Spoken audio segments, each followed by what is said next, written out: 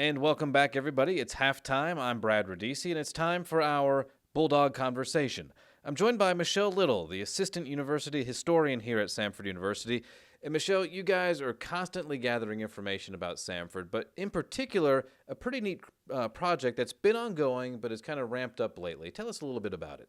Yes, so we are restating the oral history program here at Samford, and we've always had oral history going on here at the university from history professors like Jim Brown and Marlene Reichard. So since the 1970s, there's been a presence of oral history here. But once we started doing the research for the book on the history of Samford University, we really concentrated in on interviewing more alumni and people that have been on campus for 40 or 50 years. And so since 2012, I've been here doing more interviews. And so we've set up a website now where we're putting some of these great stories online so that people have access to Samford's great history. And we're calling it STORY, Samford Traditions Oral History Recording Initiative. Nice. So it's a great tool. It's a great resource that's out there for people to access. As a historian, how important is getting an oral history from key alums and key people that have been involved in this campus for decades?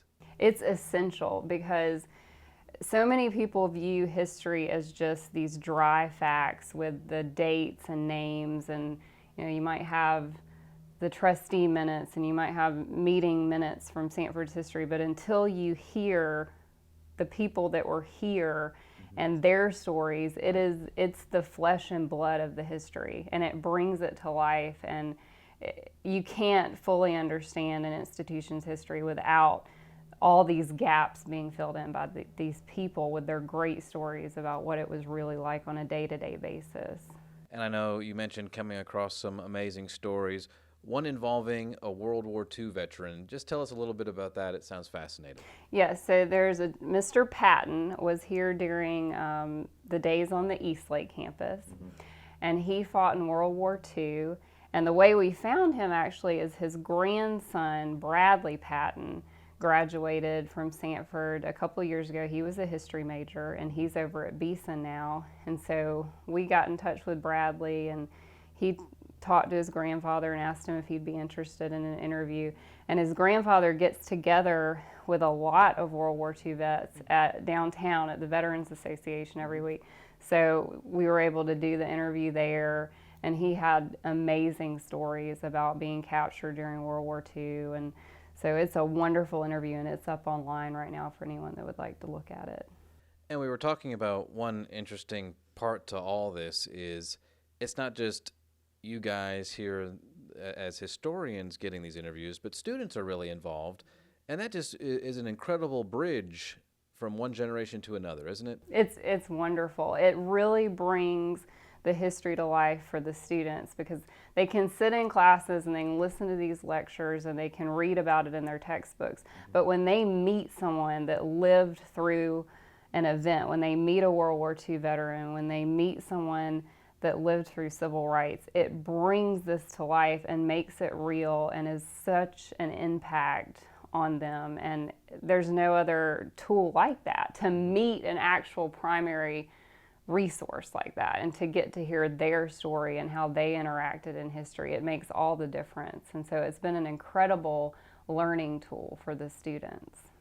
What's on the horizon? I know we have the big 175th anniversary coming up.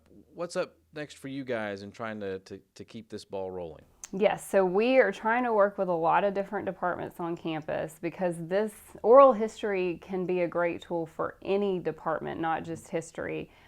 We've talked with the botanical gardens about a potential project, and so we could branch out to have someone in the sciences, someone in biology, and have students from their department interview people that helped form the botanical gardens because they know the right questions to ask, whereas a history major might not know as much about the gardens. And so it's a great way to bridge history with other sciences, with the business school. You can have business students interview business leaders from Birmingham. You can have people in the law school interview lawyers that have been in Birmingham for decades. And so pretty much any department could use oral history as a learning tool.